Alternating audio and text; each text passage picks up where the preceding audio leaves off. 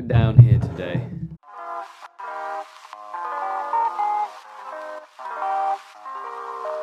Hey, hi, hello, greetings, welcome. We're down here today. Are you down? Are you down for this video? How are you? Welcome. Join me. Join me here on the floor. What are we talking about today in this video? First things first. This is a little landscape drawing, illustration thing, environment piece, concept art, loosely based off the Tales from Earthsea. I'm reading it at the moment. It's a great book. Recommend. I'm only halfway through.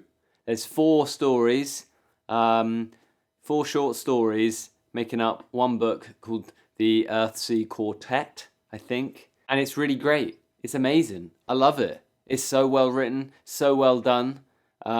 It's such a interesting world that she's built. It's all about wizards and magic, but it's all very sort of naturalistic and very sort of, I want to say believable, but that's not necessarily the right word. You know, it's just very well thought out.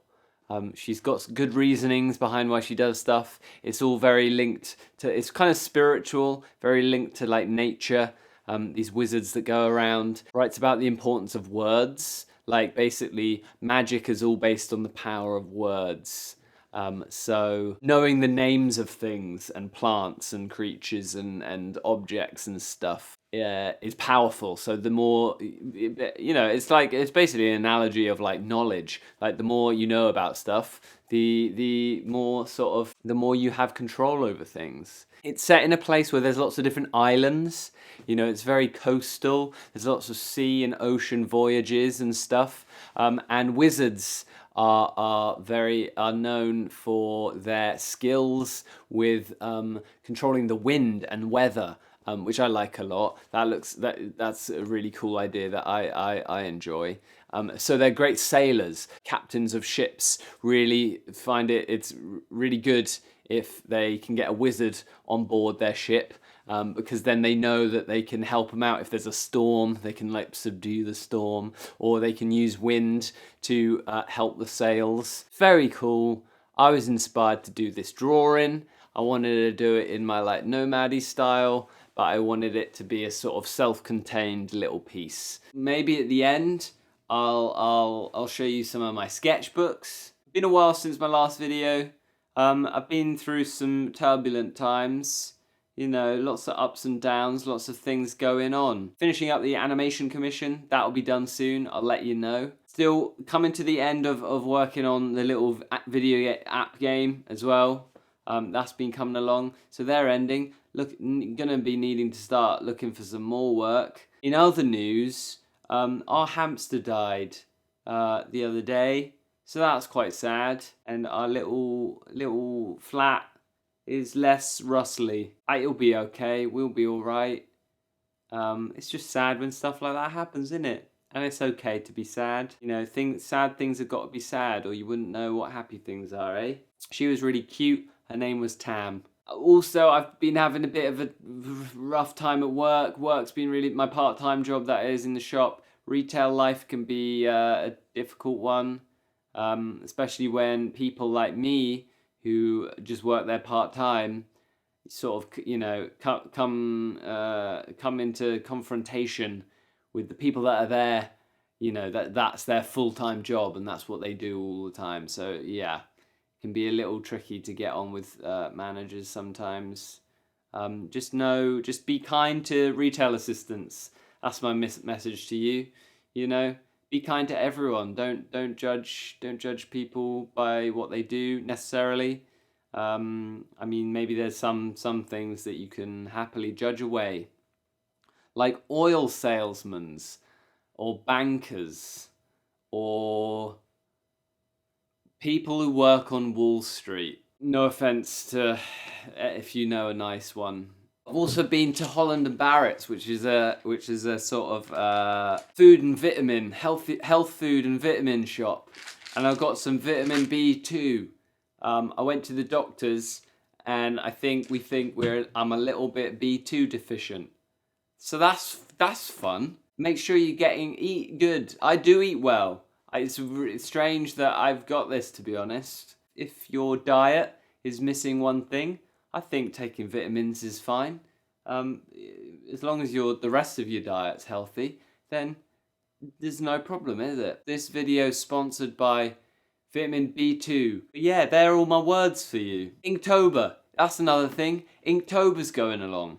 Inktober's here, Inktober's happening. Everyone seems to have an opinion about Inktober, and there seems to be a lot of pressure going around about Inktober. I'm not that bothered about Inktober. I feel like if you don't want to do it, don't do it. You should never feel like you have to do it. And if you do it, don't put weird pressure on yourself. But it's a bit of fun. Check out my Instagram. I'm doing my little Poncho Pilgrim characters. They're strange magical beings, each with their own little backstory. You can follow me on Instagram at Harry Sussums if you want. Other than that, I'm alright. I'm okay. Things are good. Things are fine, actually. I'm on top of things. I've got a day off today, and that's about it. There are my words.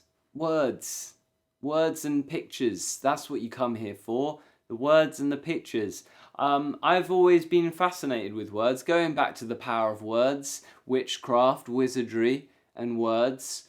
Back to some Ursula Le Guin shit. A lot of my sort of philosophy on stuff and outlook on life does come back to words and the importance of words and stuff. There's a piece, you know, the image of a pipe, like a smoker's pipe, and it says, it's French. It's got some French, and I think it says, "This is not a pipe." That idea, I has definitely inspired my outlook on life a lot when it comes to judging people and social situations and what people say and how we get by. In conversation with one another and the relationships between people, because I think a lot can be said for the power of words, how words affect people, but at the same time, there's also the power of sort of communication without words. If someone says something, I find it quite interesting to think about what's not being said, like the power of what's not being said, what the words actually mean. So like, people say certain things, ideas, I can articulate something and just say a sentence, but then the imagery in your head is going to be very different, maybe, to the other person who hears it. So, it's just, I like this is not a pipe thing. There's lots of layers to it. Probably the most simple layer to it is it's a picture of a pipe, not an actual pipe. So it says this is not a pipe, and it's an illustration of a pipe. So yes, it's not a real pipe, but it is a drawing pipe. That's layer one.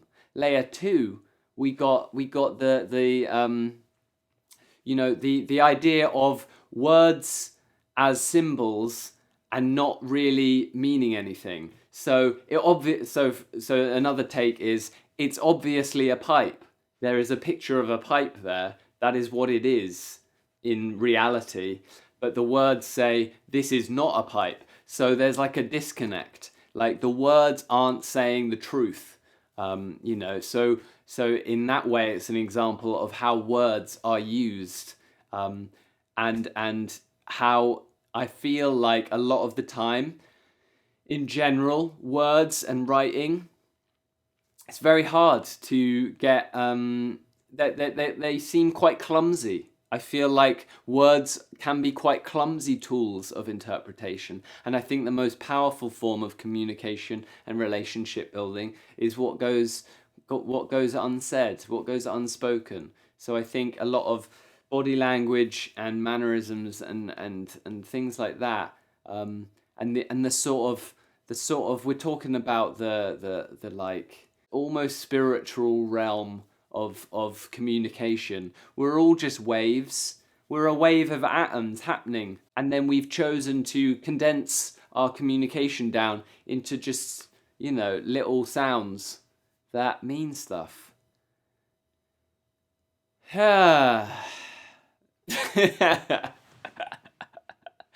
Anyway, that that was a tangent. Tangent. That's a word. What do you think about some words? Speaking of words, why don't you leave some words down in the comments section? Let me know what you think of this drawing. Have you been to any coastal places? Have you been to any naturey, natural environments that you think look good? If you take a snap of them, take a photo, join my Discord and share it in the reference photo section, and maybe one day soon I'll do some little drawings based off your references. If you wanna, you can, or you don't have to.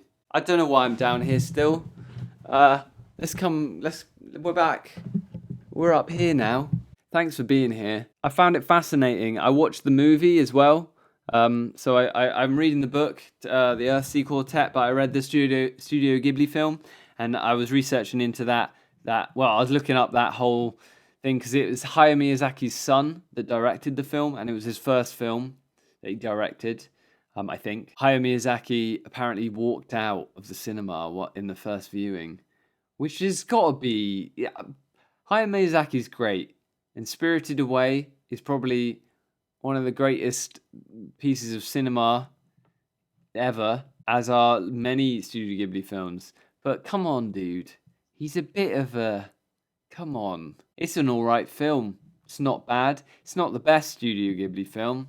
But Ursula Le Guin also is an interesting person to think about in terms of fantasy and fiction writing as a genre. In terms of her opinions on inclusivity and racial diversity, a lot of things like old TV shows and the movie get a lot of stick from her and her fans about the lack of diversity in their representations of her book, because she makes sure to write a lot of sort of varying characters of different skin colors, and sort of she's very interested in like culture and all the cultures that are to do with like nature. So for example, Native American cultures and society. So there's a lot of things that are to do with that and ideas from their culture that are in her fantasy stuff, and I think that's great.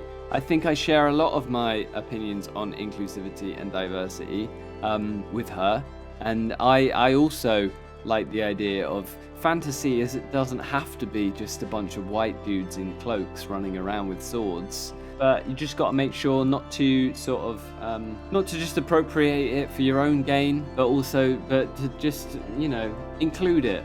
You know, we live in a rainbow world, so why not make? Why would your fantasy worlds not be rainbow coloured? Eh? Answer me that, internet. I'm done. That's it. I'll be back at some point. You're welcome. Thanks for watching. Thanks for being here. Keep a steady course. I'll see you soon.